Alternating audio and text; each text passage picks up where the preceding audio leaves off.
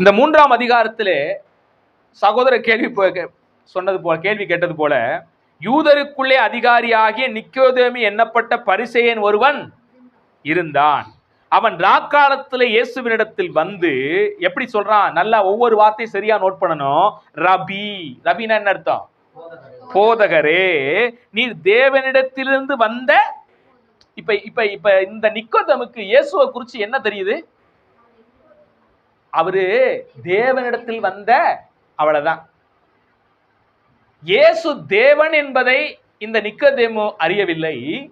தேவனிடத்தில் இருந்து வந்த ஒரு போதகர் என்பதை மாத்திரம் இவனுக்கு புரியுது. இவன் அறிவுக்கு அவ்வளவுதான் எட்டுது. நமக்கு சில அறிவுக்கு அவ்வளவுதான் எட்டும். உண்மை வேறொன்றா இருக்கும். நமக்கு எட்டுனபடி அவ்வளவுதாங்க. இந்த நிக்கோதேமுக்கும் இயேசுவை போதகர் என்று பார்க்கிறான், ரபியாக பார்க்கிறான். நீ தேவனிடத்தில் வந்தவர் என்று அறிவேன் என்று ஒருவனுடனே தேவன் இராவிட்டால் நீ செய்கிற இப்படிப்பட்ட அற்புதங்களை என்ன பண்ண மாட்டாங்க, செய்ய மாட்டாங்க அப்படிங்கிற அறிவோடு கூட நிக்கோதேமு இயேசுவின் இடத்துல வரான். இப்ப இயேசு கேட்கிற ஒரு முக்கியமான கேள்வி, அவனோடு கூட சம்பாஷிக்கிறார், பேசுகிறார். அதுல என்ன பேசுறாரு பாருங்க. இயேசு பிரதியுத்தரமாக, ஒருவன் மறுபடியும் பிறக்காவிட்டால் தேவனுடைய ராஜ்யத்தை காண மாட்டான் என்று மெய்யாகவே மெய்யாகவே உனக்கு சொல்லுகிறேன். பல நூற்றாண்டுகளாக பல போதகர்கள் இந்த பகுதியை கசக்கி பிழிந்து தங்கள் எண்ணத்துக்கு எட்டினபடியெல்லாம் உபதேசித்து என்னென்னமோ பண்ணி வச்சிருக்கிறாங்க. நம்மளுக்கு இந்த சமைக்க தெரியாத சமைச்சு குளறுபடி பண்ணி வைக்கிற மாதிரி தேவனுடைய வசனத்தை சரியாக அறிந்து கொள்ளாத சில போதகர்கள் இந்த வசனத்தை போட்டு பிதிக்கி எடுத்திருக்கிறாங்க. இப்ப உங்களை பார்த்து கேட்கிறேன், ஆண்டவர் சொல்றாரு, ஒருவன் மறுபடியும் பிறக்காவிட்டால் அவன் தேவனுடைய ராஜ்யத்தை காண மாட்டான் என்று மெய்யா. இந்த வசனத்தினுடைய அர்த்தம் என்ன? உங்கள யாராவது சொல்லலாம்?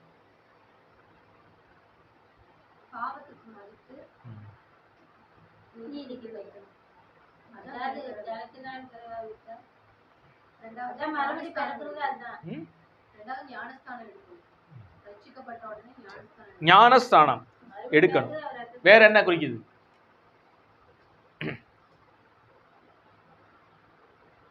கீழே நிக்கோதேமு மறுபடியும் பேசுறாரு. மறுபடியும் பிறக்கணும்னா ஒருத்தன் மறுபடியும் தாயின் வயிற்றுல போய் பிறந்து வரணுமா? அது எப்படி முடியும் அப்படின்னு கேட்கிறான். அப்ப மறுபடியும் இயேசு என்ன சொல்றாரு? இயேசு பிரதித்திரமாக, ஒருவன் ஜலத்தினாலும் ஆவியினாலும் பிறவாவிட்டால் தேவனுடைய ராஜ்யத்தில் பிரவேசிக்க மாட்டான் என்று மறுபடியும் அதே வார்த்தையை சொல்றாரு. இப்ப இந்த ஜலத்தினாலும் ஆவியினாலும் பிறக்கிறது என்றால் என்ன?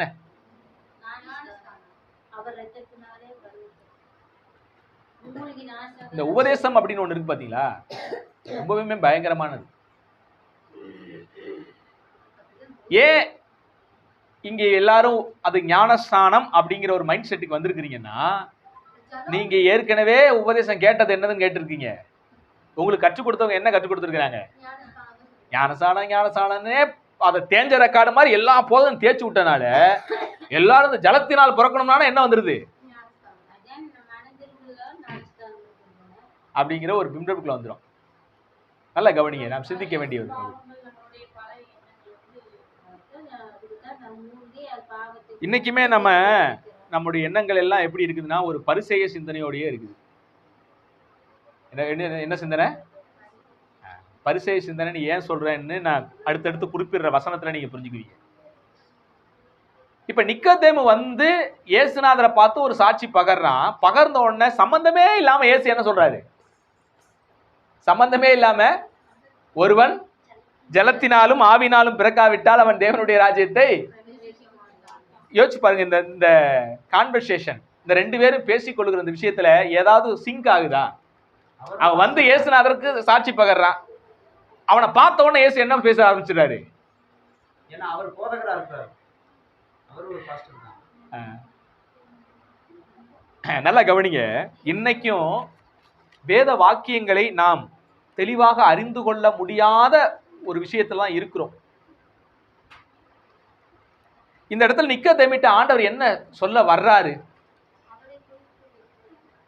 நல்லா கவனிங்க, ரெண்டு பேருக்குள்ள ஒரு சம்பாஷணை நடக்குதுன்னா பேசப்படுகிற அந்த கருப்பொருளை சிந்திக்கணும். ஒரு கருப்பொருள் இருக்கும் அதுக்கு. இப்ப இயேசு கிறிஸ்து பேசுகிறதுக்கு ஒரு முகாந்திரம் இருக்கிறது. அந்த முகாந்திரத்தை எந்த ஒரு போதகர்களும் இங்க பார்க்கறதே இல்லை. எடுத்த உடனே ஜலத்தினாலும் ஆவியினாலும் பிறக்கிறதுனா, ஜலத்தினால் பிறக்கிறது என்றால் ஞானசானம், ஆவினால் பிறக்கிறது என்றால் அந்நிய பாஷை பேசி அப்படியே துள்ளுவோம் அல்லவா, அதுதான். இந்த ரெண்டையும் பெற்றாதான் எங்க போவ அப்படின்னு நினைப்பாங்க. ஆனா இயேசு கிறிஸ்து பரிசேயனாகிய நிக்கோதேமுக்கு ஒன்றை உணர்த்த விரும்புகிறார். அந்த உணர்த்த விரும்புகிற அந்த ஒன்றுக்கு அவர் போடுகிற ஓமை பேச்சு தான் இவைகள் எல்லாம். ஒன்றை உணர்த்தும்படி, ஒன்றை அவருக்கு கற்றுக் கொடுக்கும்படி இங்கேயும் ஓமைகளாய் அவர் பேசுகிறார். இயேசு கிறிஸ்து ஓமைகளாய் கதை மாத்திரம் சொல்லல, அவருடைய பேச்சிலேயே என்ன இருக்கும், ஓமைகள் கலந்து இருக்கணும். புரியாத புதிர் போட்டுக்கிட்டு இருப்பாரு. இப்ப நல்லா கவனிங்க, இந்த இடத்துல நிறைய போதகர்கள் பண்ற மிஸ்டேக் என்ன தெரியுமா? ஃபர்ஸ்ட் ஜலத்தினால பிறக்கணுமா, ரெண்டாவது அப்படின்னு ரெண்டு பேசுவாங்க. ரெண்டு பெறணும். அதனாலதான் ஞானசானம் பெற்றதுக்கு அப்புறம் தனியா போய் அபிஷேக கூட்டத்துல போய் என்ன பண்ணணும்? என்ன அபிஷேகம்? இவங்க சொல்ற போலி அபிஷேகம். ஆனா இந்த இடத்துல நல்லா கவனிங்க, இந்த வசனத்தை கவனிங்க. ஒருவர் இந்த ஜலத்தினாலும் ஆவினாலும்னு பேசுற அந்த விஷயத்தை ஒன்றே ஒன்றைத்தான் ஆண்டவர் குறிக்கிறார். என்னது அது? மறுபடி பிறத்தல். ஒன்னுக்குத்தான் இந்த ரெண்டு வார்த்தையும் சொல்றாரு. ஜலத்தினாலும் ஆவினாலும் என்ன அர்த்தம்? மறுபடி பிறத்தல் என்கிற விஷயத்தை தான் பேசுறாரு. இந்த இடத்துல ரெண்டு மறுபடி பிறக்க முடியாது. ஒருத்தன் ரெண்டு விஷயம் மறுபடி பிறக்க முடியாது. ஒரே விஷயம் தான் நான் மறுபடியும் பிறக்க போகிறோம். அந்த ஒரே விஷயம் மறுபடியும் பிறக்கணும்னா என்ன செய்யணும்? மறுபடியும் பிறக்காவிட்டால் அவன் தேவனுடைய ராஜ்யத்தை பிரவேசிக்க மாட்டான். எப்படி பிறக்கணும்? அவன் ஜலத்தினாலும் ஆவினாலும். அப்ப ஜலத்தினாலும் ஆவினாலும் ரெண்டு இணைஞ்சது, ஒன்றோட ஒன்று கலந்தது, தனித்தனியானது கிடையாது. நீங்க விசுவாசிகள் ஆன பொழுது முத்திரையாய் பெற்ற பரிசுத்த ஆவியானவர் என்று வேதம் சொல்லுகிறது. நீங்க எப்போது விசுவாசிச்சீங்களே இயேசுவை, அப்பயே ஆவியானவர் என்ன பண்ணிட்டார்? உங்களுக்குள்ள முத்திரையாக வந்து விட்டார். வசனம் தெளிவாக சொல்லுகிறது. இப்போ பல இடத்துல தனியா பெற்றது மாதிரி இருக்குமே அப்படின்னா அது சில காரணங்களுக்காக. அது அந்த பகுதியை நம்ம முழுக்க வாசிக்கும் போது என்ன காரணம் என்பதை நாம் என்ன செய்ய முடியும்? அறிந்து கொள்ள முடியும். நல்லா கவனிங்க, இந்த இடத்துல பார்க்கும் போதும் இயேசு கிறிஸ்து பல வார்த்தைகளை ஊமைகளாகவே அவர் பேசுகிறார். ஜலத்தினாலும் ஆவியினாலும் ஒண்ணு, ஏன் நாம ஞானஸ்நானத்துக்கு போறோம்? இந்த பரிசேய ஆவின்னு சொன்ன பாத்தீங்களா, அது நமக்கும் இன்னைக்கு வேத வசனத்தை சரியா புரியாம என்ன செஞ்சுக்கிட்டு இருக்கிறோம்? குழப்புறோம். இப்ப இயேசு கிறிஸ்து இதே அதிகாரத்துல 1ஆம் அதிகாரத்துல ஒரு வார்த்தை சொல்லுவாரு. அதை வாசிக்கிறேன், கவனிங்க.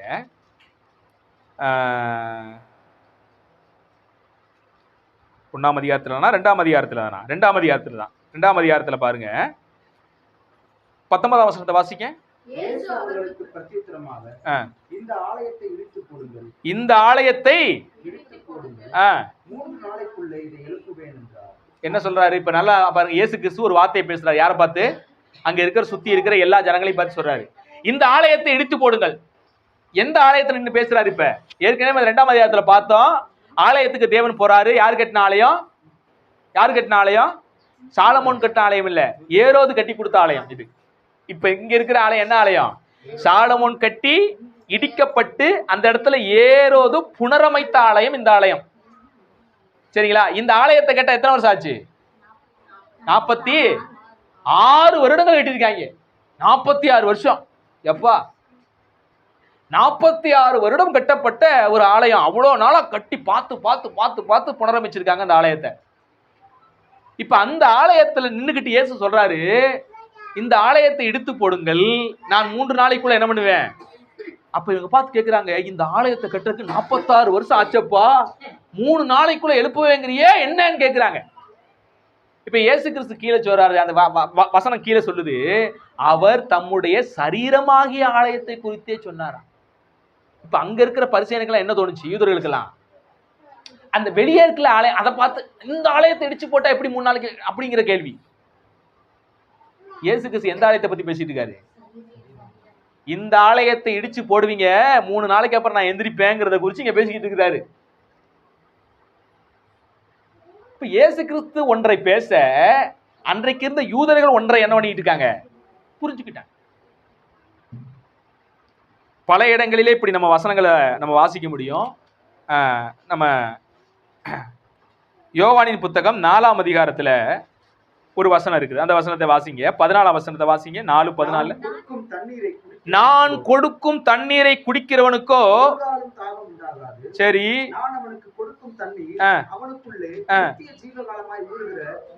நல்லா கவனிங்க. இங்க என்ன பேசுறாரு ஆண்டவரு? நான் கொடுக்கும் தண்ணீரை கொடுக்கிறவனுக்கு என்ன வேணாதான்?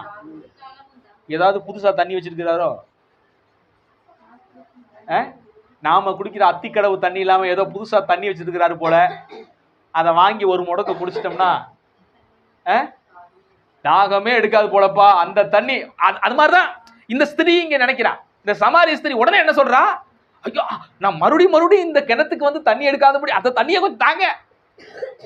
கீழே அந்த வசனத்தை என்ன வாசிக்கிறோம்? அதற்கு அந்த ஸ்திரீ அவரை நோக்கி, ஆண்டவரே, எனக்கு தாகம் உண்டாமலும் நான் இங்கே மொண்டு கொள்ள வராமலும் இருக்கும்படிக்கு அந்த தண்ணீரை எனக்கு.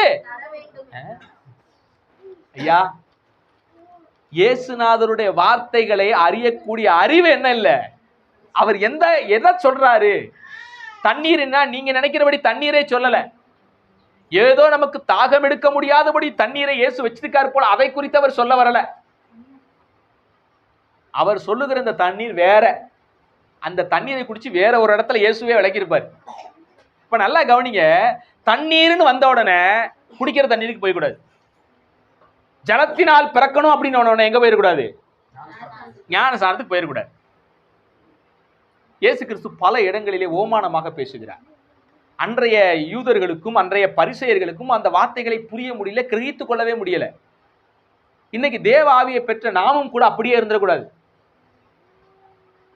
இதே யோவான் எழுதின புஸ்தகத்தில் 7ஆம் அதிகாரம் 38வது வசனத்தை வாசியுங்கள். 7:38.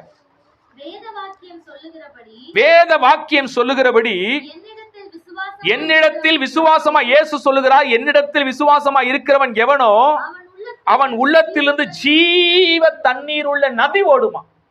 என்னங்க இது? எங்க இருந்து ஓடும்? ஏதாவது இதயத்திலிருந்து ஓட போதா நதி?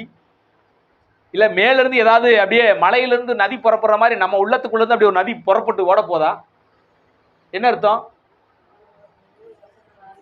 என்ன அர்த்தம்? கீழே சொல்றாரு இந்த வசனத்துக்கு விளக்கம்.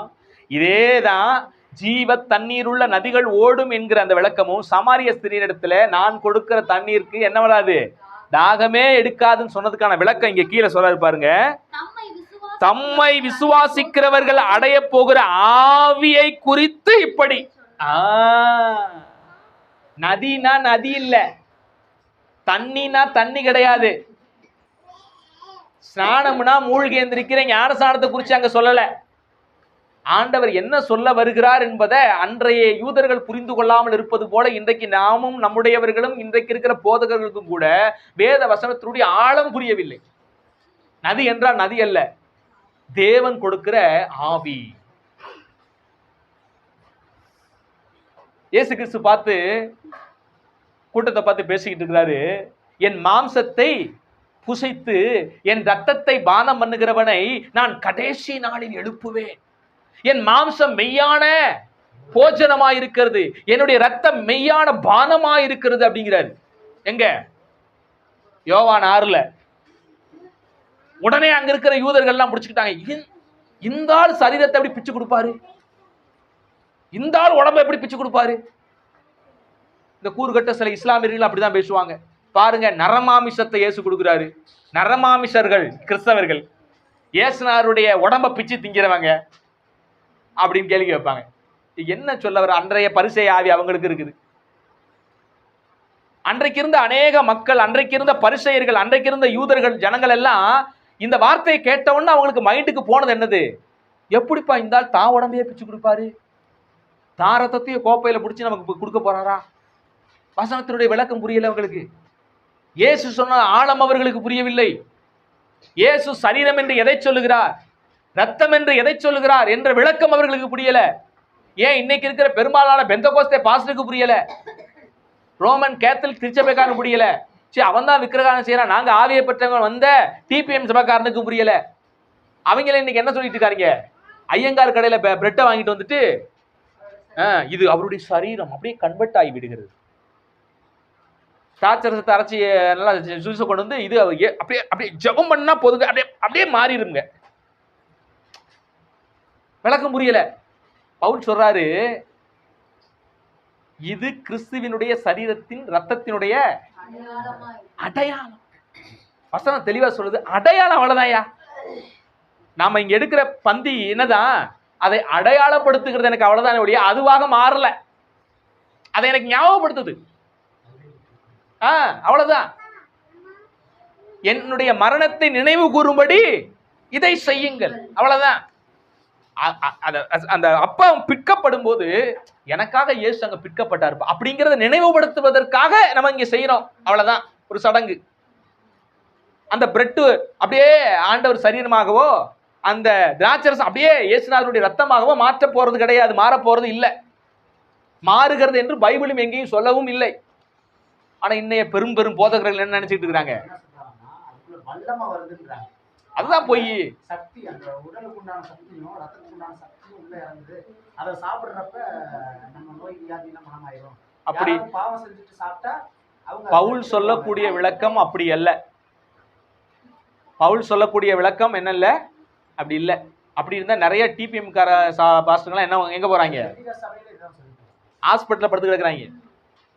பந்தியை கொடுக்கிற பாஸ்டர்மார்கள் என்ன எங்க கிடக்குறாங்க, ஹாஸ்பிட்டல் நோய்வாய்ப்பட்டே செத்து போயிடுறாங்க. ஏன் இப்ப சமீபத்துல ஒரு பாஸ்டர் என்னது தாமஸ் ராஜுங்கிறவர் நோயினால பாதிக்கப்பட்டு ஹாஸ்பிட்டல் போகும்போது நான் எல்லாம் எலும்பி வந்துருவேன்னு விசுவாச அறிக்கையெல்லாம் விட்டுட்டு போனாரு.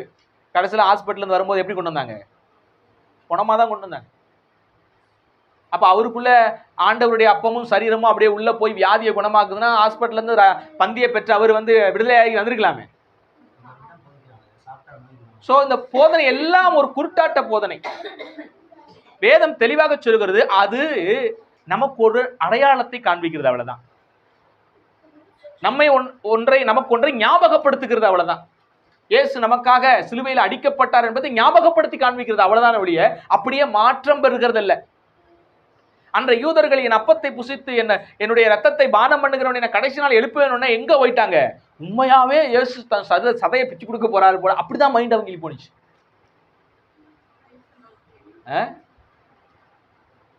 பல வார்த்தைகள் இயேசு கிறிஸ்து எப்படி பேசினாரு, ஊமைகளாக பேசுகிறார். இன்னொரு வார்த்தையை நம்ம வாசிப்போம். மத்தேயு புத்தகம் 16ஆம் அதிகாரம் 6ஆம் வசனத்தை வாசிக்கலாம். மத்தேயு 16:6 எடுத்து வாசிக்கலாம். இயேசு அவர்களை நோக்கி, இந்த இடத்துல ஆண்டவர் சீசர்களை பார்த்து இங்க பேசுறாரு. பரிசேயர் சதுசேயர் என்பவருடைய புளித்தமாவை குறித்து. இப்ப இந்த வார்த்தையை கேட்ட உடனே சீசர்களுக்கு என்ன மைண்ட் வந்துச்சு, மாவை பத்தி இல்ல, நம்ம சோறு கொண்டு வராதனால இதை சொல்றாரோ. கீழே வாசிங்க இந்த வசனத்தை. நாம் அப்பங்களை கொண்டு வராதபடினால் இப்படி சொல்லுகிறார் என்று. இப்ப சீசர்கள் ஒன்னொருத்தவங்க பேசினா, நம்ம சோறு கொண்டு வராதனால இயேசுநாதர் பேசிட்டு இருக்காரோ. புளித்தமாவை குறித்து எச்சரிக்கையார்கள். இயேசு எங்க ஒரு பெரிய சத்தியத்தை குறித்து பேசுறாருங்க, ஒரு பெரிய ஆழத்தை குறித்து பேசிக் கொண்டிருக்கிறார் தேவன். ஆனா இவங்களுக்கு இயேசு கிறிஸ்து பேசின அந்த வார்த்தைகளுடைய ஆழம் புரியாததுனால இவங்க என்ன புத்திக்கு போறாங்க, புளித்தமாவை குறித்து எச்சரிக்கையாக இவர் பேசிட்டு இருக்கும் போதே சோறு கொண்டு வரல போல, அதைத்தான் நம்மளை குறித்து குத்தி காட்டிட்டு இருக்காரு போல இவங்களுக்குள்ள யோசனை பண்ணிட்டு இருக்கிறாங்க. அப்ப இயேசு என்ன சொன்னாரு, இவங்க உள்ளத்துக்குள்ள முணமுணத்துக்கிட்டு இருக்கிறத இயேசு அறிந்து, அற்ப விசுவாசிகளே. ஐயா, இன்னைக்கு நாமெல்லாம் எப்படி இருக்கிறோம், வேத வாக்கியங்களை அறியாதிருக்கிற அற்பமான விசுவாசிகளா நம்ம இருக்கிறோம். இன்னைக்கு பரிசேயர் சதுசேயருடைய அந்த புளித்தமாவை பத்தி, அவன் போதனையை பத்தி நான் பேசிட்டு இருக்கிறேன். அவன் கொடுக்குறான் பாத்தீங்களா நீ போதனை, அந்த போதனையை குறித்து நான் பேசிட்டு இருக்கிறேன். நீ என்னப்பா சோறு கொண்டாத வர குறித்து பேசிட்டு இருக்கீங்களே ஆண்டு பேசுற அந்த இடத்துல. அருமையான கர்த்தருடைய பிள்ளைகளே, இயேசு பேசின ஒவ்வொரு வார்த்தைகளிலும் ஆழமான சத்தியங்கள் உண்டு. நாம அன்னைக்கு இருந்த சீசர்களைப் போல, அன்னைக்கு இருக்கிற யூதர்களைப் போல, அன்னைக்கு இருந்த பரிசேயர்களைப் போல, அன்னைக்கு இருந்த அந்த சமாரிய ஸ்திரியை போல நாமும் என்ன பண்ணக்கூடாது, இயேசுநாதர் பேசின வார்த்தைக்கு நாமளா ஒரு அர்த்தம் கண்டுபிடிச்சு என்ன செஞ்சிடக்கூடாது, உடனே அந்த தண்ணியை தாரும் ஆண்டவரே, இந்த இடத்துக்கு அடிக்கடி வந்து நான் தண்ணி அள்ளிட்டு இருக்கிறேன், கஷ்டமா இருக்குது. இப்ப அங்க வந்துருங்க யோவான் 3ல. இப்ப ஜலத்தினாலும் ஆவினாலும் பிறவாவிட்டால் தேவனுடைய ராஜ்யத்தை பிரவேசிக்க மாட்டான் என்று இயேசு ஞானஸ்நானத்தை குறித்துவா பேசுகிறார்? தண்ணியில வெறும் முங்கி எந்திரிக்கிறத குறிச்சா பேசுறாரு? நான் ஏற்கனவே ஒரு செய்தியில் சொல்லியிருப்பேன், நீங்க இன்றைக்கு இயேசு கிறிஸ்துவ விசுவாச ரட்சிக்கப்படுறீங்க, அடுத்த வாரம் ஞானஸ்நானம் எடுக்கலாம்னு நினைக்கிறீங்க. 2 நாளுக்கு அப்புறம் நீங்க மரிச்சு போறீங்க.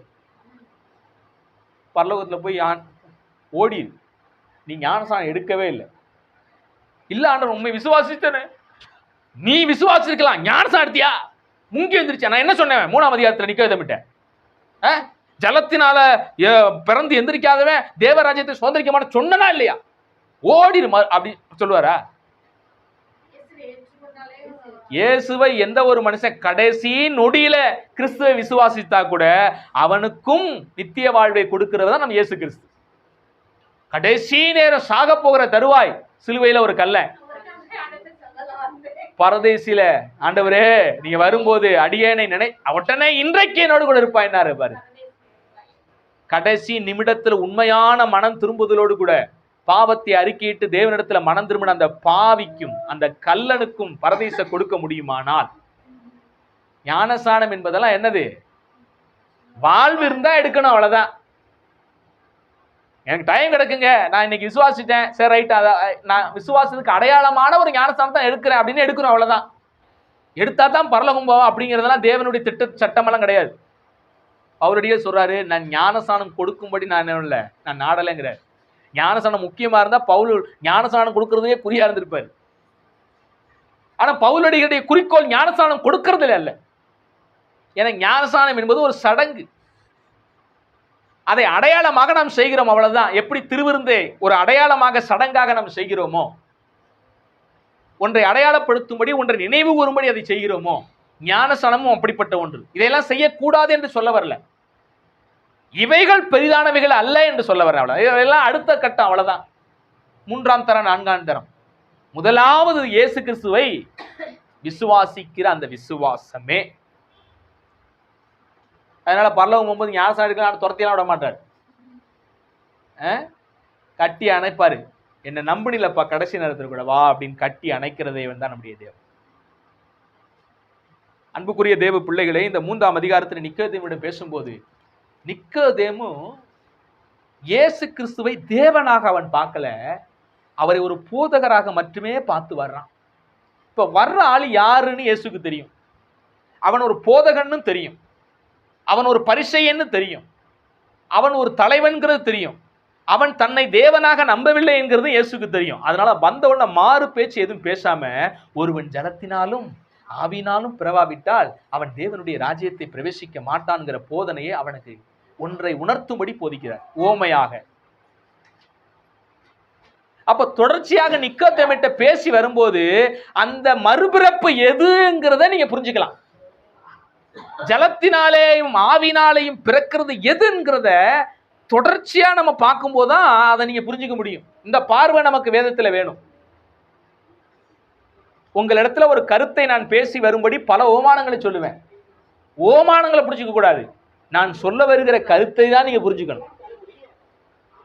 ஓமானங்களை புரிஞ்சுக்க கூடாது. எதை பார்க்கணும்?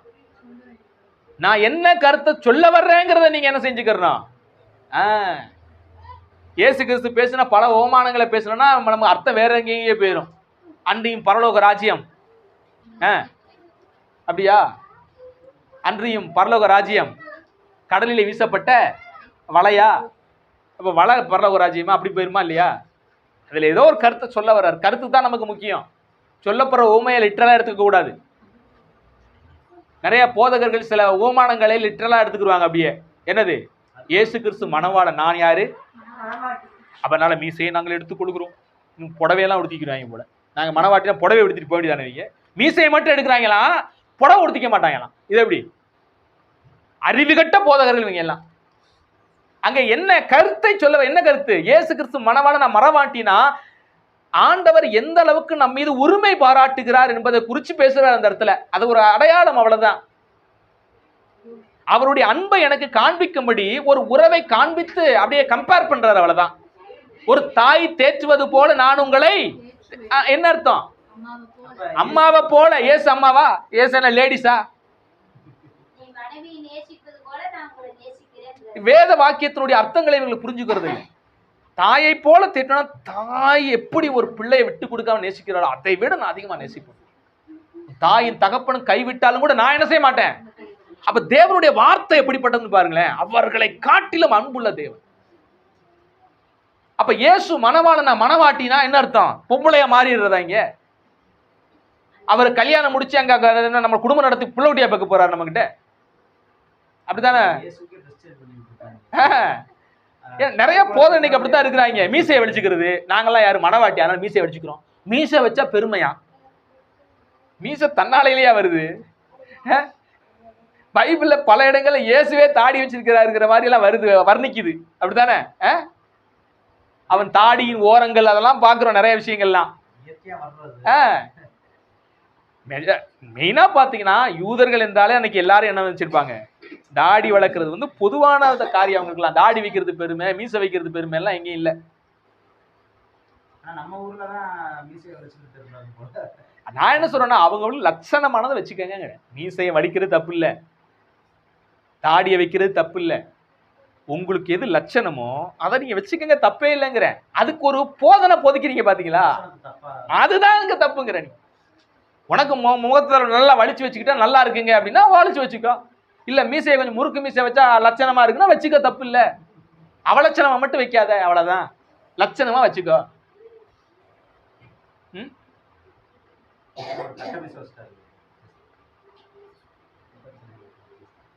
சரி, இப்ப வந்து நம்ம வந்து நிறைவுக்குள்ள வருவோம். இப்ப என்ன சொல்ல வர்றாரு இயேசு?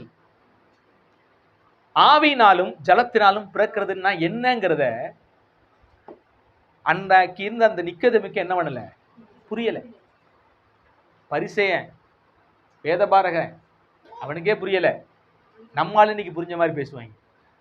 என்ன தெரியுமா, ஞானஸ்நானம் எடுக்கணும், அப்புறம் என்னது அபிஷேக கூட்டத்துல போய் ஷாதா ரபா காத்தா ரபா, இத பெற்றா தான் எங்க போவ, அப்படியா? பிராடுக்கார போயிடு. நிக்கதேமு கூட தாழ்த்தி என்னன்னுட்டான் கடைசியில. ஏசுநாதர் சீசனா மாறிட்டான் அந்த உபதேசத்தை கேட்டு. நம்ம ஆளுக்கு இன்னும் ஏசுநாதர் விசுவாசி போதகன் இன்னும் ரசிக்கப்படாமே இருக்கிறான் உள்ள. ஏசு கிறிஸ்து ஞானஸ்நானத்தை குறித்தும் அங்க போலி அபிஷேகத்தை குறிச்சுமா இங்க பேசிட்டு இருக்காரு. அருமையான தேவனுடைய பிள்ளைகளை, உண்மையான அபிஷேகம் ஆவியினால் பிறப்பது என்றால் என்ன, ஜலத்தினால் பிறப்பது என்றால் என்ன, இயேசு விளக்கி தொடர்ச்சியா விளக்கிக்கிட்டு வர்றாரு. அந்த சம்பாஷணையை வாசிங்க, நல்லா அருமையா இருக்கும் பாருங்க. 6ஆம் வசனத்திலிருந்து வாசிக்கலாம். நல்லா கவனிங்க. மாம்சத்தினால் பிறப்பது ரைட்டு. ஆண்டவர் இங்க வந்து ஒரு பொடி போட்டு பேசுற மாதிரி ஒரு வார்த்தை பேசுவார். கீழே என்ன வசனம்? காற்றானது வீசுகிறது போல அது இன்ன இடத்திலிருந்து வருகிறது என்றும் இன்ன இடத்திற்கு போகிறது என்றும் உனக்கு தெரியாது. ஆவியினால் பிறந்தவன் எவனோ, என்னங்க இதுக்கு அர்த்தம்? அவனும் அப்படியே, என்னங்க அர்த்தம்? எப்படி பிறக்கிறான் என்னன்றதே தெரியாது யாருக்கும். அப்ப ஆவியினால் பிறக்கிறதுங்கிறத இயேசு என்ன சொல்ல வர்றாரு கீழே பாருங்க. நமக்கு புரியாமையே பேசுவார். நிக்கதேமுக்கு புரியலங்க. நிக்கதேமுக்கு புரியல. நிக்கதேமு என்ன சொல்றான்? அதற்கு நிக்கதேமு இவைகள் எப்படி ஆகும் என்றான். இயேசு அவனை நோக்கி, நீ இஸ்ரவேலில் போதகனாய் இருந்தும் இவைகளை அறியாமல் இருக்கிறையா? மெய்யாகவே மெய்யாகவே நான் உனக்கு சொல்லுகிறேன், நாங்கள் அறிந்திருக்கிறதை சொல்லி நாங்கள் கண்டதை குறித்து சாட்சி கொடுக்கிறோம், நீங்களோ அவைகளை என்ன பண்ணல. பேச சொல்றாரு, பூமிக்கு அடுத்த காரியங்களை நான் உங்களுக்கு சொல்லியும் நீங்கள் விசுவாசிக்கவில்லையே. இப்பதான் மேட்ருக்கு வர்றாரு. பூமிக்குரிய காரியத்தை நான் சொல்லி நீங்க என்ன விசுவாசிக்கல, பரம காரியத்தை உங்களுக்கு சொல்லுவேனானால் எப்படி விசுவாசிப்பீர்கள்?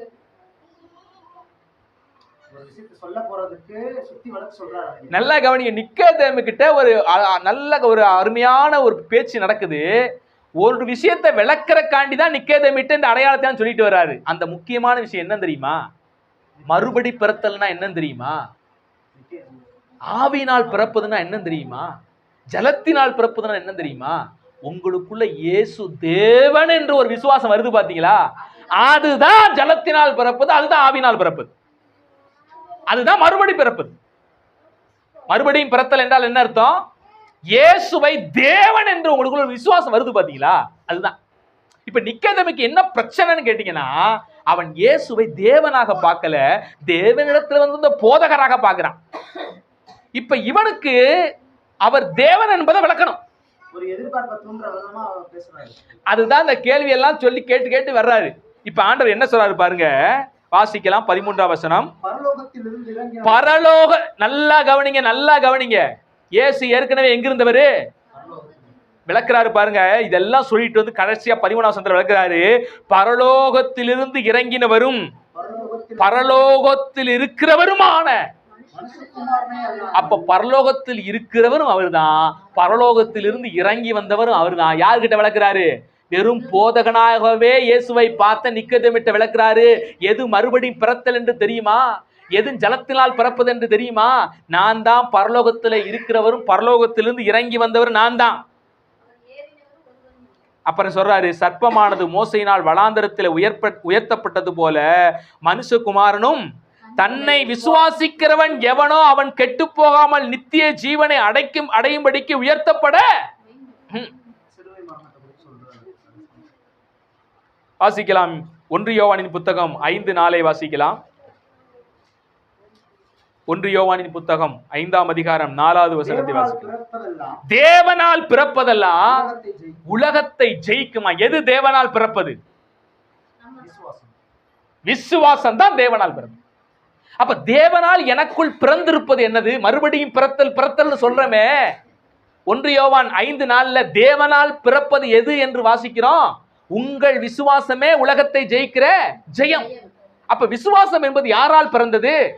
தேவனால் பிறந்தது. அந்த மறுபடியும் பிறத்தல் உங்களுக்குள்ள வரணும். என்ன? தேவன் இயேசு கிறிஸ்துவை தேவனாக விசுவாசிக்கும் போது உங்களுக்குள்ள நித்திய ஜீவன் வருது. முழுக்க முழுக்க அந்த பகுதி முழுக்க அடுத்து பாருங்களேன், இயேசு கிறிஸ்துவை பத்தி தான் பேசுவார், தன்னை குறித்தே பேசுவார். என்ன நம்பணும், அதுதான் நித்திய ஜீவன். என்ன நம்பணும், அதுதான் மறுபடியும் பிறத்தல். நீங்க எப்போது மறுபடியும் பிறந்தீங்க? இயேசு கிறிஸ்துவை விசுவாசிக்கும் போது நீங்க மறுபடியும் பிறந்திருக்கிறீங்க. அதுதான் மறுபடியும் பிறத்தல். ஆனா காலங்காலமா அந்த ஜலத்தினால ஆவினாலும் பிறக்கிறத எதை சொல்லி வர்றாங்க? ஏதோ வெறுமனே இந்த உடம்ப தூக்கி தண்ணிக்குள்ள முக்குறதையும் இந்த போலி அந்நிய பாஷையை பேசி உடம்ப வைப்ரேஷன் பண்றதையும் தான் சொல்லிட்டு இருக்கிறாங்க. ஆனா ஆக்சுவலா இயேசு கிறிஸ்து என்ன குறிச்சு பேசுறாரு? என்னை தேவன், நான் தேவன், என்னை நம்பும் போது நீ மறுபிறப்பு அடைகிறாய். அந்த மறுபிறப்பு நீ அடையாம நீ எங்க போக முடியாது? பரலோகம் போக முடியாது. இயேசு கிறிஸ்து அல்லாமல் யாரும் எங்க போக முடியாது? நித்திய ஜீவனை சுதந்திரிக்க முடியாது. அவர் தான் பரலோகத்தின் வாசல், அவர் தான் பரலோகம், அவர் தான் தேவன். அவர் பரலோகத்துக்கான வழி மாத்திரம் அல்ல, அவரே வழியாகவும் இருக்கிறார். அவர் நித்திய ஜீவனை கொடுக்கிறவராக மாத்திரமல்ல, அவரே நமக்கு நித்திய ஜீவனாகவும் இருக்கிறார். அப்ப எவ்வளவு பெரிய ஆழமான சத்தியத்தை இங்க இயேசு பேசிக்கிட்டு வர்றாரு. சின்ன பிள்ளைத்தனமா நம்ம உட்காந்துக்கிட்டு தண்ணியில முக்கியந்திரிக்கிறது, போலி அந்நிய பாஷை பேசுறது உட்காந்துட்டு இருக்கோம். அதாவது எவன் வேணாலும் செய்யலாம. அதை இல்லாத அயோக்கியத்தனம் பண்ணிட்டு நிறைய பேர் ஞானஸ்நானம் பண்ண கேஸெல்லாம் இருக்குது. பெரிய பெரிய தலைவர்கள்லாம் வந்து சில பேர்கிட்ட ஞானஸ்நானம் பெற்று போயிடுவாங்க. இதையும் பண்ணி வைப்போம் ஒருவேளை அப்படின்னு ஞானஸ்நானத்தை மட்டும் எடுத்து போயிடுவாங்க. ஆனா கிறிஸ்துவ கோவிலுக்கு என்ன இருக்காது? கருணாநிதி கூட ஞானஸ்நானம் எடுத்ததாக ஒரு பேச்சு.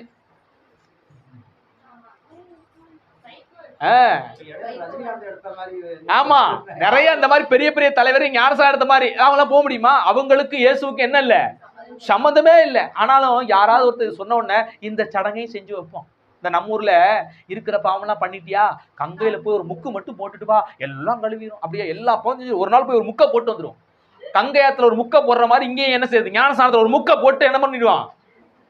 போட்டா பரலோகம் போயிடலாமா? அதை குறிச்சா இயேசு பேசிக்கிட்டு இருக்காரு. சிறுபிள்ளைத்தனமா இல்லையா அது?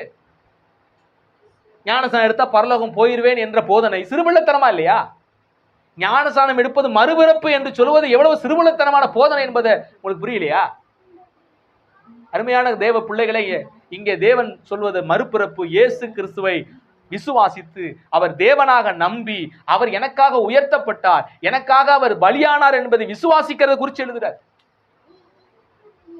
தொடர்ந்து சொல்லும்போது பாருங்க, தேவன் தம்முடைய ஒரே பேரான குமாரனை விசுவாசிக்க எவனோ அவன் கெட்டு போகாமல் நித்திய ஜீவனை அடையும்படிக்கு அவரை தந்தருள் இவ்வளவாய் உலகத்தில் அன்பு கூர்ந்தார். என்ன நம்புறாதான் உனக்கு என்னது இருக்கு? நித்திய ஜீவன். அதுதான் மறுபிறப்பு நிக்கோதேமுக்கு உணர்த்துறது. உலகத்தை ஆக்கினைக்குள்ளாக தீர்க்கும்படி தேவன் தம்முடைய குமாரனை உலகத்தில் அனுப்பாமல் அவராலே உலகம் ரட்சிக்கப்படுவதற்காகவே என்ன சொல்றாரு பாருங்க, அவரை இயேசு அனுப்பினாரு. அடுத்து அவரை விசுவாசிக்கிறவன் ஆக்கினைக்குள்ளாக தீர்க்கப்பட்டான். எதுக்கு இதெல்லாம் சொல்லணும்? நிக்கோதேமுட்ட இதெல்லாம் எதுக்கு இதெல்லாம் பேசணும்? நிக்கோதேமு இயேசுவை வெறும் போதகனாக மட்டுமே பார்த்தார், ரபியாக பார்க்கிறார். நீ ரபியாக பார்த்தால் உனக்கு ஜீவன் இல்லை. நானே தேவன் என்பதை, நானே உன்னுடைய பாவ பரிகாரி என்பதை, நானே வழி என்பதை, நானே ஜீவன் என்பதை நீ உணர்ந்தாதான் அது மறுபிறப்பு. நீ அங்க வர முடியுங்கிறத நிக்கோதேமுக்கு உணர்த்துறேன். ஆனாலும் நிக்கோதேமுக்கு பேசின வார்த்தையின்படி இன்னைக்கு இயேசுநாதர்கிட்ட என்ன பண்றதில்ல, வர்றதில்லை. ஏன் வர்றதில்ல? தொடர்ந்து இயேசுவே சொல்றாரு, ஒளியானது உலகத்திலே வந்திருந்து மனுஷனுடைய கிரியைகள் பொல்லாதவைகளா இருக்கிறபடியால் அவர்கள் ஒளியை பார்க்கிலும் இருளை விரும்புகிறதே அந்த ஆக்கினை தீர்ப்புக்கு காரணமா இருக்கிறது. ஏன் இருளை விரும்புறான்? ஏன் ஒளியை பகைக்கிறான்? பொல்லாங்கு செய்கிற எவனும் ஒளியை என்ன பண்றானா? பகைக்கிறான். தன் கிரியைகள் கண்டிக்கப்படாதபடிக்கு ஒளியின் இடத்துல வராமலும் இருக்கிறான். தான் செய்யற தப்ப ஒளி காட்டி கொடுத்துரும். அதனால நிறைய பேர் எங்க வர்றதில்ல? ஒளியின் இடத்துல வர்றதே இல்லை. அதனாலதான் நிறைய பேர் இயேசுநாதர்கிட்ட வரமாட்டேங்கிறான். இயேசுநாதர்கிட்ட வந்தா என்ன செய்வாரு? நம்ம செய்யற தப்ப காட்டி கொடுப்பாரு. நீ ஒரு பாவின்னு சொல்லி கொடுத்துருவாரு. இயேசு கிறிஸ்துவை விசுவாசிக்கிற அந்த மறுபிறப்புல என்ன அடங்கி இருக்கிறது? நான் ஒரு பாவி, என்னை மீட்க இயேசு என்ன பண்ணாரு? வந்தார். அவருடைய ரத்தம் சிந்துதல் தான் எனக்கு மன்னிப்பு இருக்குங்கிறது காட்டுறதா விசுவாசம். அப்ப அந்த இயேசுவை விசுவாசிக்கிற அந்த மறுபிறப்பின் விசுவாசத்துக்குள்ளேயே நான் ஒரு பாவின்னு அந்த ஒளி எனக்கு காட்டி கொடுத்தோம். அப்ப இந்த பாவத்திலிருந்து யார் விடுதலையாக்க முடியும்னு காட்டி கொடுக்கும். நிறைய பேரு தன் பாவம் கண்டிக்கப்படாதபடிக்கு எங்க வர்றதில்லை? ஒளியின் இடத்துல வர்றதில்லை. ஆனா தேவனுடைய பெரிய இரக்கம், அவருடைய பெரிய தெரிந்தெடுத்துதல், உலக தோற்றத்துக்கு முன்பாகவே உங்களை தெரிந்தெடுத்தார். பாத்தீங்களா? அந்த தெரிந்தெடுப்பினால நீங்களும் நானும் எங்கே வந்திருக்கிறோம்? ஒளியின் இடத்திலே வந்திருக்கிறோம். அந்த ஒளியை விசுவாசித்து இருக்கிறோம். அந்த ஒளியின் மூலியமாக பிரகாசம் அடைந்திருக்கிறோம், மீட்கப்பட்டிருக்கிறோம். அந்த ஒளியினால் நித்திய ஜீவனை பெற்றிருக்கிறோம் நாம் ஒவ்வொருவரும். இயேசு கிறிஸ்துவை விசுவாசித்து இருக்கிற நீங்கள் ஒவ்வொருவரும் யாரு? நீங்கெல்லாம் மெயினா அந்த வார்த்தையின்படி யாரு? நீங்க மறுபடியும் பிறந்தவர்கள். ஆவினாலும் ஜலத்தினாலும் நிரப்பப்பட்டவங்க நீங்க. ஆவியினாலும் ஜலத்தினாலும் பிறந்தது இப்ப புரிஞ்சுக்கிட்டீங்களா? என்னது? இயேசுவை விசுவாசிப்பது. ஆவினா ஆவிய ஏதோ நினைச்சு கூடாது, ஜலம்னா ஜலத்துக்குள்ள முங்குறது நினைச்சு கூடாது. தேவன் ஊமையா பேசுறாரு. பல வசனங்கள் எடுத்து காட்டினா பாத்தீங்களா? ஜீவ தண்ணீருள்ள நதி ஓடும், என் மாம்சத்தை புசித்து, இதெல்லாம் நேரடியா கருத்து எடுக்க கூடாது. அதே மாதிரி இந்த இடத்துலயும் இந்த வசனத்தை நேரடியா எடுத்தீங்கன்னா தப்பு பண்ணிடுவீங்க. ஜலத்தினால் ஒரு டைம் பிறக்கணும், ரெண்டாவது டைம் ஆவினால் பிறக்கணுமா சொல்ல வர்றாரு? ஒரே டைம் மறுபிறப்படையணும் தான் சொல்ல வர்றாரு. அப்ப மறுபிறப்பு அடைஞ்சவன் தான் எங்க போவான்? நித்திய ஜீவன் போவான். அவன் மறுபிறப்பு எப்படி கிடைக்கும்? இயேசுவை விசுவாசிக்கும் போது நான் மறுபிறப்பு அடைகிறேன். எவ்வளவு பெரிய ரகசியம்!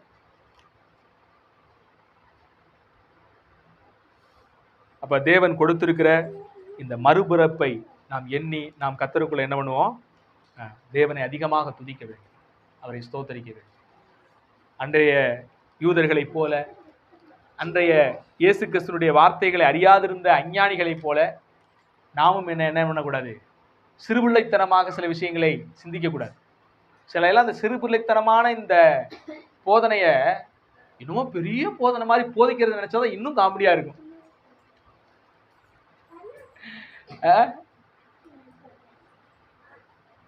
ஆனா தேவன் நமக்கு என்ன கொடுத்திருக்கிறாரு? ஆவியானவருடைய அபிஷேகத்தை கொடுத்திருக்கிறார். சக்தி ஆவியானவர் நம்மிடத்தில் வரும்பொழுது அவர் என்ன பண்ணுகிறாராம்? சகல இன்னைக்கு ஆவியானவரை அநேகர் செயல்படுத்த விடுறதே இல்லை. ஏன் ஆவியானவர் அவங்களுக்குள்ள இருந்து செயல்படுறது இல்லைன்னா அவங்க தான் ஏற்கனவே ஒரு போலி ஆவியை உள்ள வச்சிருக்காங்க.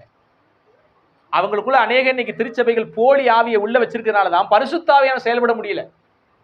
பரிசுத்த ஆவியானவர் தம்முடைய வேத வார்த்தைகள் கற்றுக் கொடுக்கவும் முடியல. ஏன்னா ஒரு போலி ஆவியை அவங்க வச்சுக்கிட்டு இருக்கிறாங்க.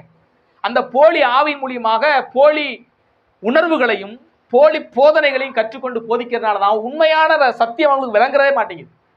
ஆவியானவர் அவித்து போட்டு கொண்டிருக்கிறார்கள் இன்றைக்கு அநேக ஊழியர்கள். அதனால ஆவியானவர் இன்னைக்கு இடைபட முடியல. அவங்களை கொண்டு பேச முடியல. அவங்க தன்னுடைய அறிவுக்கு எட்டினபடியே பேசிக்கொண்டு போறாங்க. அவர்கள் மாம்சத்துக்குரியவைகளே சிந்திக்கிறார்கள். வேத வாக்கியங்களையும் தேவனுடைய மேன்மையான சத்தியங்களையும் அறிந்து கொள்ளும்படி உங்களுக்கு அது அருளப்பட்டிருக்கு. சீசர்களும் அன்றைக்கு பல நேரங்கள் இப்படிதான் இருந்தாங்க. ஆனா சீசர்களுக்கு தேவ வார்த்தை கற்றுக் கொடுத்து அவர்களை பூரணப்படுத்தினது. மேன்மையான சத்தியங்கள் அதுக்கப்புறம் தேவ ஆவியை பெற்றவங்க சீசர்கள் எல்லாம் சொல்ல ஆரம்பிச்சாங்க. இயேசு கிறிஸ்து ஒரு வார்த்தை சொல்லுவாரு, நான் இப்பொழுது எல்லாத்தையும் சொன்னா நீங்க என்ன பண்ண மாட்டீங்க, தாங்க மாட்டீங்க. சத்திய ஆவியாகி அவர் வருவார், அவர் வந்து உங்களை சகல சத்தியத்துக்குள்ள நடத்துவார் அப்படின்னு சொல்றாரு. அப்படி என்னங்க இயேசு கிறிஸ்து சொல்லாதத சீசர்கள் சொன்னாங்க. இயேசு கிறிஸ்து சொன்ன விஷயங்கள்லாம் கொஞ்சம் தான், நிறைய இருக்குதான். அதை சொன்னா நீங்க எல்லாம் தாங்கிக்கிற மாட்டீங்கன்னு சொல்றாரு இயேசு. சொல்லிட்டு சொல்றாரு, ஆவியானவர் வந்து உங்களை எல்லாத்தையும் வெளிப்படுத்துவாருன்னு. இப்ப ஆவியானவர் இயேசு சொல்லாத என்ன சத்தியத்தை வெளிப்படுத்தினாரு? அப்படி என்னங்க சத்தியத்தை வெளிப்படுத்தி நமக்கெல்லாம் புரிய வச்சாரு? நீங்க நல்லா நோட் பண்ணி பார்த்தீங்கன்னா, இயேசு கிறிஸ்து செய்த போதனையை காட்டிலும் அப்போஸ்தலர்கள் செய்த போதனை வீரியம் உள்ளதா இருக்கு. அதுதான் இயேசு சொல்றாரு, என்னை விசுவாசிக்கிறவன் என்னிலும் பெரிய கிரியைகளை செய்வான். நிறைய பேர் இதையும் கூட தப்பா பண்றாங்க. பாத்தீங்களா, இயேசு சொல்லிட்டாரு என்னை விசுவாசிக்கிறவன் மாத்திடுறது, வார்த்தையை மாத்திடுறது. அங்க பெரிய காரியங்களை கிரியைகளை செய்வான்னு இயேசு சொன்னாரு. கிரியைனா வேற, இவங்க என்ன அற்புதம்னு மாத்திடுறது. அற்புதம்னு அங்க சொன்னாரு, அற்புதம்னா சொன்னாரு. சரி ஓகேப்பா, ஒத்துக்கிறேன். நீ இயேசுநாதர் செஞ்ச அற்புதம் ஒரு பெரிய அற்புதம் செஞ்சு காட்டு. செய்ய முடியுமா அவங்களால? ஒன்னையும் செய்ய முடியாது. இயேசுநாதர் செஞ்ச அற்புதம் மாதிரிலாம் இவங்க செய்ய முடியறது இல்லை இன்னைக்கு. ஆனா இந்த வார்த்தையை தப்பா மாத்திக்கிறது அவங்க. இயேசு கிறிஸ்து செய்த காரியத்தை காட்டிலும் பெரிய காரியங்களை நீ செய்வாயின்னு சொல்றாரு. அந்த காரியத்தை சீசர்கள் என்ன பண்ணாங்க, செஞ்சாங்க. இயேசு கிறிஸ்து வெளிப்படுத்தாத, ஏன் வெளிப்படுத்தல? அதெல்லாம் தாங்கிக் கொள்ளக்கூடிய சக்தி அன்னைக்கு அவங்களுக்குள்ள இல்லாதனால அவர் போதிக்கல. ஆவியானவர் வந்து அவங்களை பலப்படுத்தி இயேசு கிறிஸ்து சொல்லாம இருந்த சத்தியத்தை எல்லாம் சொன்னாங்க. அவங்க என்ன சொன்னாங்க? இயேசு கிறிஸ்து சொல்லாத சத்தியத்தை தான் சொல்றாங்க. என்ன சொன்னாங்க? நீங்க தான் தேவனுடைய ஆலயம்னு சொல்றாங்க. வெளிப்படுத்துறாங்க. ரகசியமா அது. பழைய ஏற்பாட்டில் வெளிப்படுத்தாத ஒரு ரகசியம் என்ன தெரியுமா? தேவனை விசுவாசிக்கிற ஒவ்வொருவரும் தேவனுடைய ஆலயம். ஏன்னா பழைய ஏற்பாட்டின்படி சாலமோன் கட்டும் ஆலயத்துலதான் அவங்க என்ன பண்ணாங்க, அங்கதான் கடவுள் இருக்கிறாரு கும்பிட்டுக்கிட்டு இருந்தாங்க. ஆனா கைகளினால் கட்டப்பட்ட ஆலயத்தில் குடியிருக்கிறது அங்கேயே சொன்ன தேவன் புதிய ஏற்பாட்டுக்கு வரும்போது, நமக்குள் நீங்களே நம்முடைய ஆலயம். இதை அவர் வெளிப்படுத்தாம யார் மூலியமா தேவன் வெளிப்படுத்துறார்? இயேசு வெளிப்படுத்துறாரு. அப்போஸ்தலர் மூலியமா வெளிப்படுத்துறார், பரிசுத்த ஆவியான மூலியமா.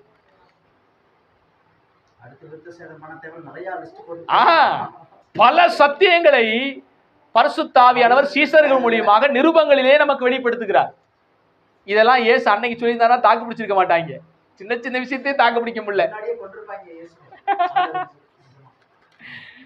பெரிய பெரிய சத்தியங்களை ஆவியானவர் அப்போஸ்தலர்கள் மூலியமாக வெளிப்படுத்தி நமக்கு காண்பித்தார். அப்போஸ்தலர்கள் காமிச்சாங்க, தேவன் மாம்சத்திலே வெளிப்பட்டாரு. அதனால வரைக்கும் இயேசுவை என்ன நினைச்சாங்க? போதகரு, தீர்க்கதரிசிகள் ஒருத்தர், இப்படிதான் நினைச்சிட்டு இருந்தாங்க. ஏதோ மேசியா வந்து நம்மளை காப்பாற்றுவார், ஒருவேளை இவர் மேசியாவா இருக்கலாம் அப்படின்னு. ஆனா இயேசு மேசியாவுக்கும் மேலானவர் என்பதை அப்போஸ்தலர்கள் மூலியமாக பரிசுத்த ஆவியானவர் வந்து வெளிப்படுத்தினார். யார்? இயேசு தேவன்றா அப்படின்னு வெளிப்படுத்தினார். தேவன் மாம்சத்தில் என்ன பண்ணினாராம்? வெளிப்பட்டார்.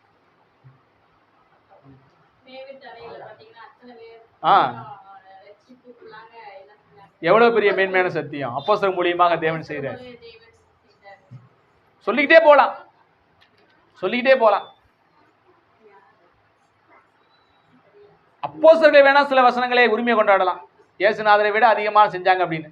ஏன்னா இயேசுநாதர் நிழல் பட்டு யாரும் சுத்தமாகல, ஆனா பேதுருடைய நிழல் பட்டு சுத்தமானாங்க.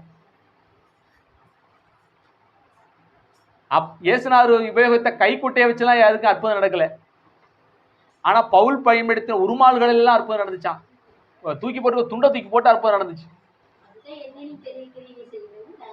ஆனா நம்ம ஆட்கள் எல்லாம் இன்னைக்கு 5 மணி நேரம் ஜெபம் பண்ணி ஒரு பேய் ஓட மாட்டேங்குது. நம்ம ஆளுக்க ஆனா வசனத்தை அதை எடுத்து பயன்படுத்திக்கிறது மக்கள் மத்தியில. சோ இன்னைக்கு நம்ம முக்கியமா பார்த்த ஒரு பகுதி, ஆவியினாலும் ஜலத்தினாலும் மறுபடியும் பிறக்கிறது அப்படின்னா, ஆவியானவர் உங்களுக்குள்ள அந்த விசுவாசத்தை தூண்டி கொண்டு வராரு. பாத்தீங்களா, விசுவாசத்தை துவக்கிறவர் தேவன். நீங்க தான் விசுவாசிக்கிறீங்க, ஆனா அந்த விசுவாசத்தை தூண்டி விட்டு உங்களுக்குள்ளே விசுவாசிக்க வைக்கிறவர் யாரு? பரிசுத்த ஆவியானவர். அவர் வந்ததுனாலதான் இயேசு தேவன், அவரால் தான் மீட்பு என்று உங்களால் விசுவாசிக்கவே முடிஞ்சு. பரிசுத்த ஆவியானவர் இல்லாம இயேசு தேவன் என்று யாராலும் விசுவாசிக்க முடியாது. மறுபடியும் சொல்றேன், பரிசுத்த ஆவியானுடைய துணை இல்லாம ஒருத்தரால இயேசு தேவன் என்று, அவரே இரட்சகர் என்று யாராலும் விசுவாசிக்க முடியாது. ஆவியானவர் வந்துதான் எனக்குள்ள அந்த தூண்டுதலை, அந்த ஆதியிலேயே உங்களை தெரிந்தெடுத்த அந்த தெரிந்தெடுப்பின்படி நீங்க அழைக்கப்பட்டவர்களாக இருக்கிறபடினால ஆவியானவர் வந்து உங்களுக்குள்ள தூண்டி விடுறாரு, அந்த புரிதலை கொடுக்கிறாரு, அந்த சத்தியத்தை உங்களுக்குள்ள கொண்டு வந்து திணிக்கிறாரு. திணிக்கும் போது நீங்கள் நம்புகிறீர்கள், விசுவாசிக்கிறீர்கள், விசுவாசம் அங்கே துவங்குகிறது, நீங்கள் மறுபடியும் பிறக்கிறீர்கள், நித்திய ஜீவனை சுதந்திரிக்கிறீர்கள். ஆமே, இது வந்து நிக்கதேமுக்கு புரிஞ்சிச்சு. பெரிய தேவன்கிட்ட உபதேசத்தை கேட்டு போன நிக்கதேமுக்கு அதுக்கு புரிஞ்சதுனாலதான் அவர் சீஷனாக மாற்றப்பட்டார். ஸோ கர்த்தர் உங்களை ஆசீர்வதிக்கட்டும். இன்னைக்கு ஒரு மேன்மையான சத்தியத்தை பார்த்துருக்கிறோம். அடுத்த வாரத்தில் தொடர்ந்து நம்ம என்ன செய்வோம், யோவான் புத்தகத்தில் பயணிப்போம். கர்த்தர் உங்களை ஆசீர்வதித்து காக்கட்டும். நம்ம ஜெபிக்கலாம், தேவ சமூகத்தில் ஒப்பு கொடுப்போம்.